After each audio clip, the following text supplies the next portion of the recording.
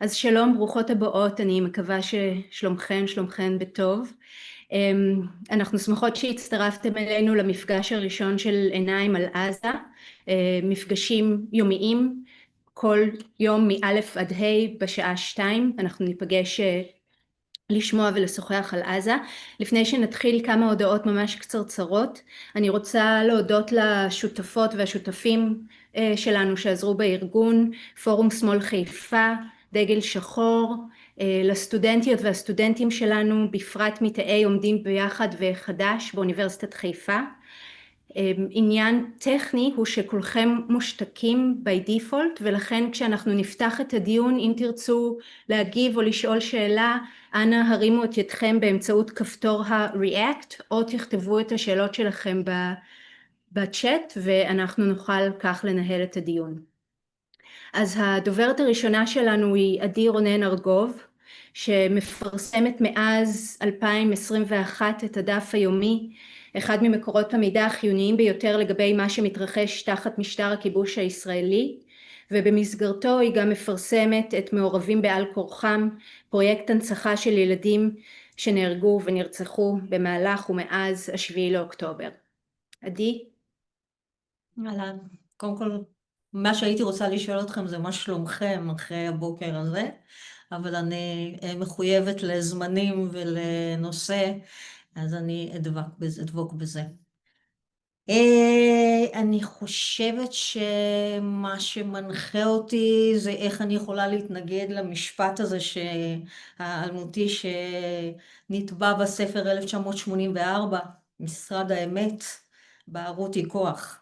איך אני יכולה להתנגד לזה? אני לא עיתונאית, אני רחוקה מזה, בהכשרה שלי אני פסיכולוגית, אבל אי שם ב-2020, 2021 הבנתי שהתקשורת מועלת בתפקידה, היא לא מדווחת אמת, היא יצרת איזה אמת סלקטיבית, מסונתזת, וזה מקום ריק, זה ואקום, ואליו אני הלכתי. אחרי שחוויתי בעצמי מתוך פעילות בשטחים, עד כמה יש פער בין מה שמדווח, מה שאנשים יודעים, למציאות. ולכאן נכנסתי, אני לא אכנס לתהליך שבו התחלתי לבנות מה המקורות האמינים וכולי, אבל מאז באופן סיזיפי, יום יום, עד 7 באוקטובר רק על הגדה, אבל מה-7 באוקטובר אנחנו צירפנו את עזה ואת הגזרה הצפונית, לבנון, ועכשיו גם מלחמת איראן-ישראל.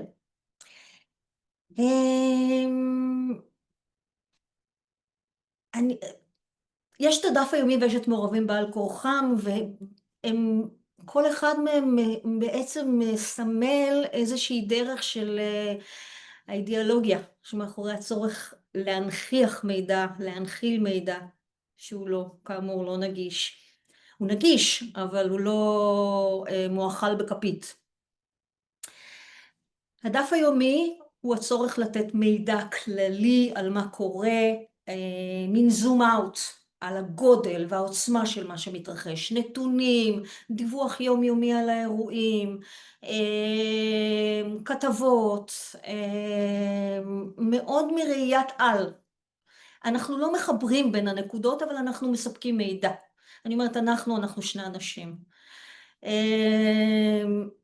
מעורבים בעל כוחם עונה לצורך אחר. אני מזהה תהליכים מאוד קשים של דה-הומניזציה, שהם הבסיס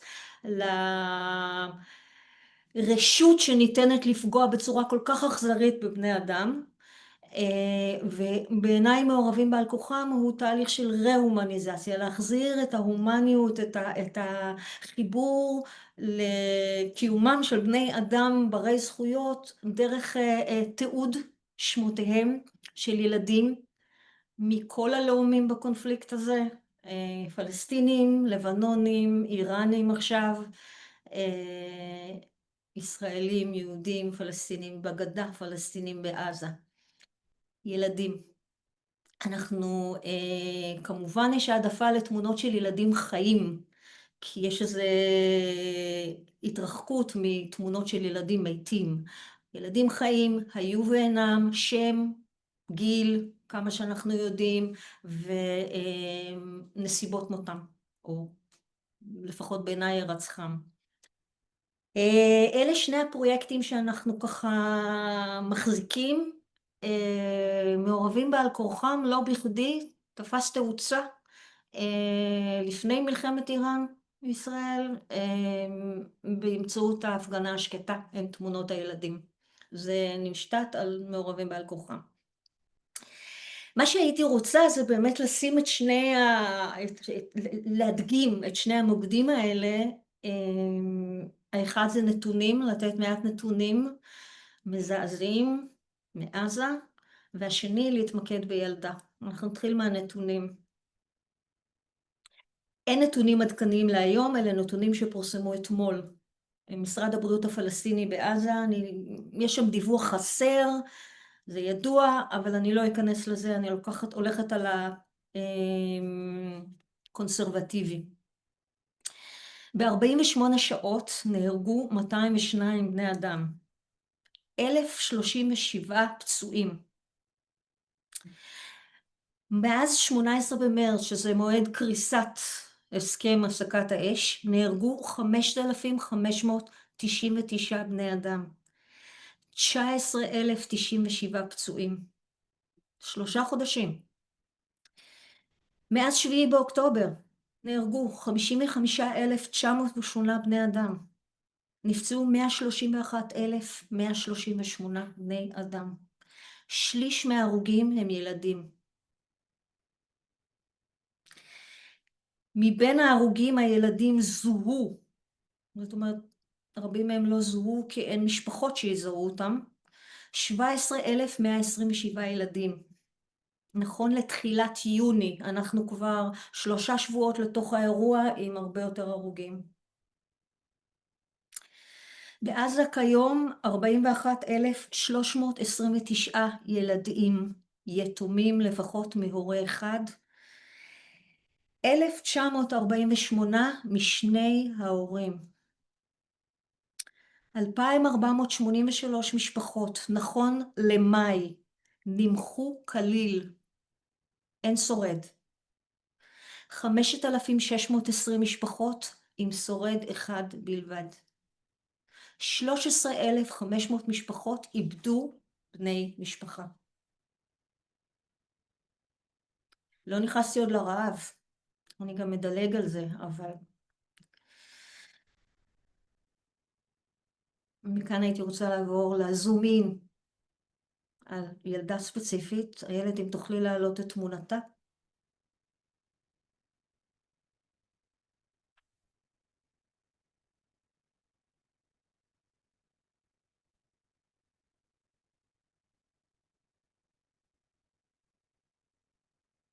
זוהי מירה.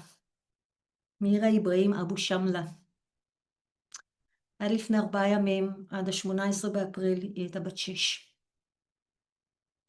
בתחילת המלחמה, סמוך ל-7 באוקטובר, היא איבדה את אמא שלה. ב-18 באפריל, מחנה הפליטים אל-בורג', היא נהרגה בהפצצה על אוהלי עקורים, יחד עם האחים שלה, אחות גדולה בשם רארד, ואח צעיר בשם אחמד. היא שייכת לאותן משפחות, אביה של שרד שייך לאותן משפחות שיש בהן שורד אחד. פרט שולי, אבל ממחיש את הטרגדיה. 94 ילדות ששמן מירה נהרגו מאז 7 באוקטובר. היא אחת מהן. זהו, אני פנויה לשאלות.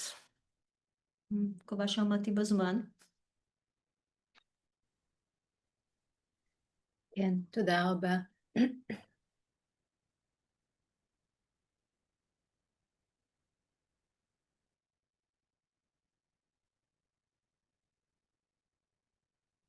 אני רק רוצה להדגיש לפני זה שככה בלהט הדברים שכחתי.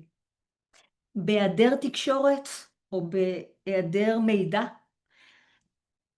החובה האזרחית שלנו, כל אחד מאיתנו הוא האב של תקשורת, דרך המדיה החברתית. וזו חובתנו האזרחית, לקחת נתון אחד, סיפור אחד, ולהעביר הלאה.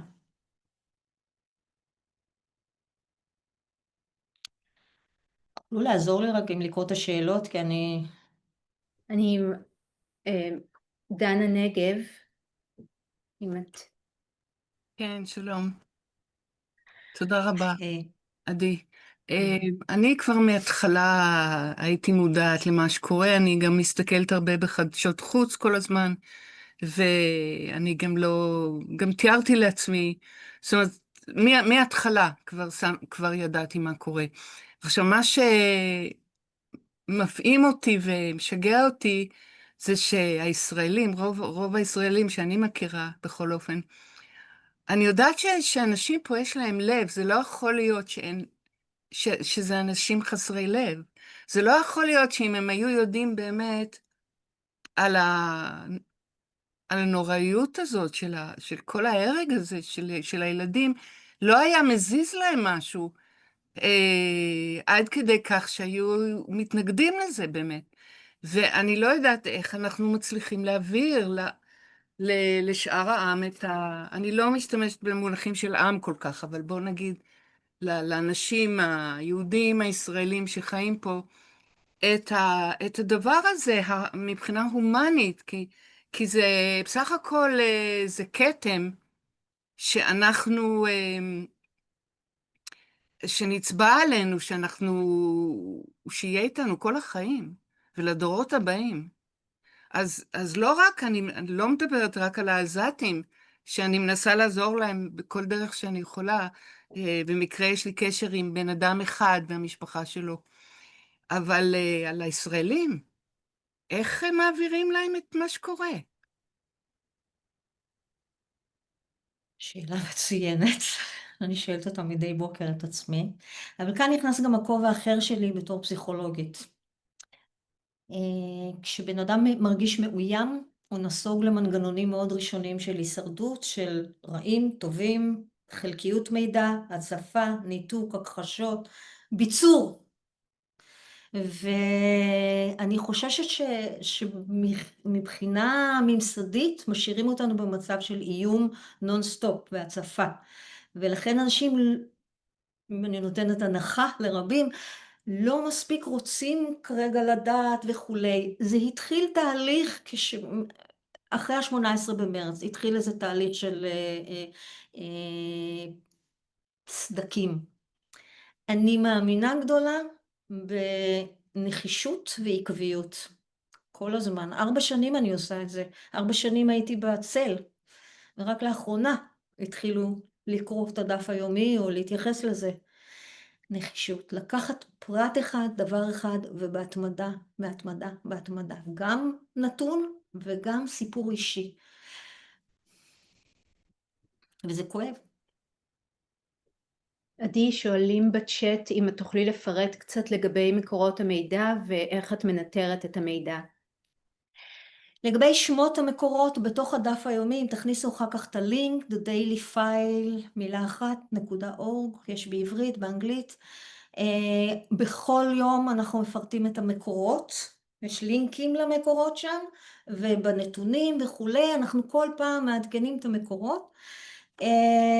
במשך 4 שנים המקורות האלה, חלקן הם קבוצות פעילים, זה התחיל מקבוצות פעילים בגדה, ככה נודע לי על מה שקורה בגדה. מידיה פלסטינית, בינלאומי, לגבי הילדים עצמם יש אתרי הנצחה של הפלסטינים, לא רק היהודים עושים אתרי הנצחה למתים, אלא גם הפלסטינים. עם הזמן אני לומדת להכיר את המקורות האלה ולקלף מהם את התעמולה.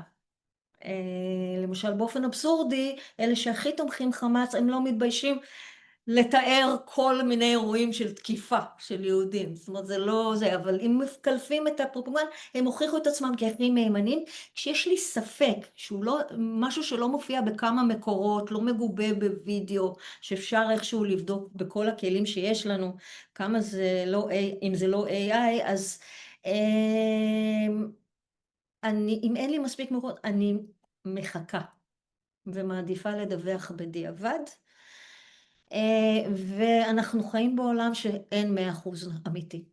תמיד יש מקום של פייק. בדרך כלל פייק, עם הזמן הוא מתברר ככזה, ואם קרה שדיווחנו על משהו פייק, מחקנו, התנצלנו, הודענו.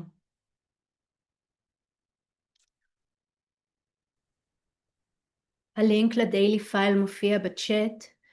אני רציתי לשאול אם יש לך איזה דרך אונליינית לעקוב אחרי התפוצה של האתר? כמה אנשים רואים, מגיעים, משתפים? כן, שאול, שוב, אני אומרת, אנחנו זה שאול ואני.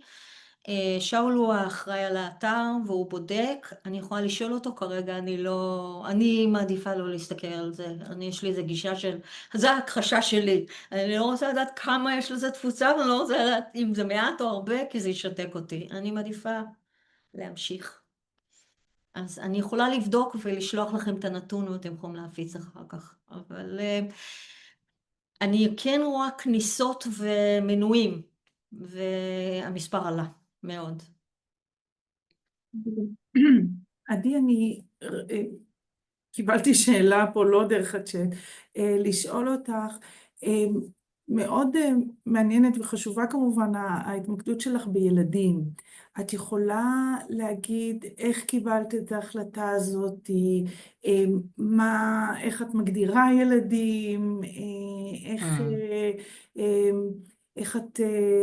איך את מתמודדת עם באמת גם הקושי הרגשי של עבודה מול הילדים ובכלל? אני כל פעם אגיד שאלה מצוינת. אני קודם כל אתחיל ואומר שההחלטה שלי אף פעם לא הייתה מושכלת. קפצתי עם הלב ואחר כך פיתחתי משמעות והסברים וטיעונים. ומלכתחילה, עוד מלפני השביעי באוקטובר, בגדה, דיווחתי על קטינים שנהרגו. א', כי אני אישה, אימא, סבתא, אז מראש ליבי הולך לשם, אבל גם כי אני יותר מגדירה אותם כמעורבים בעל כוחם, גם אם הם היו מעורבים בגדה לפחות ביידוי אבנים. אני הולכת עם החוק הבינלאומי שמגדיר קטינים מתחת לגיל 18, ממש כמו שהעליתי שמותיהם של ילדים ישראלים מתחת לגיל 18, שנהרגו ב7 באוקטובר, ולא פקפקתי באי מעורבותם. נכון, אני יודעת, יש שימוש, אבל אני חושבת שהם כולם קורבנות טרגיים של המציאות. אני חושבת שלהתמקד או להביא את פניהם של ילדים, בסופו של דבר מעורר בנו איזה משהו מאוד קמאי להגן על דור ההמשך, ולכן משם כבר הגיעה הבחירה. אני מניחה שאם הייתי מתחילה מראש עם גברים צעירים בעזה, לא היה בטוח שזה היה מקבל עידוד.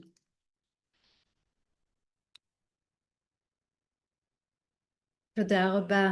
ממש לסיום שואלים אם את יכולה לומר איך את יכולה לשמור, איך את מצליחה לשמור על כוחות מול האימה הזאת.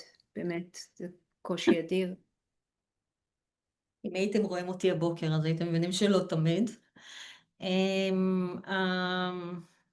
הדימוי שאני משתמשת בו, שמנחה אותי, זה כמו נייד ישן, שהבטריה שלו מתרוקנת מהר, וצריך כל הזמן לטעון אותו. אני מחויבת מדי יום לטעון את עצמי, לעסוק בדברים שאני אוהבת, להיות בקשר עם היקרים לי, לנסות לאזן כמה שיותר הפסקות, תרגול גופני.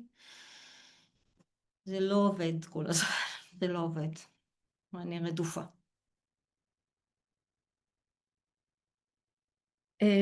טוב, אני מודה לך, זה באמת נורא קשה לסיים עם הדימוי הקורע לב הזה. הזמן שלנו, המפגש שלנו היום מסתיים, אנחנו ניפגש מחר באותה שעה ב2 דרך אותו לינק בזום. תשוחח איתנו דוקטור לינה דלאשה על עזה והנכבה המתמשכת. וניפגש עד שהסיוט הזה יסתיים, ואינשאללה בקרוב.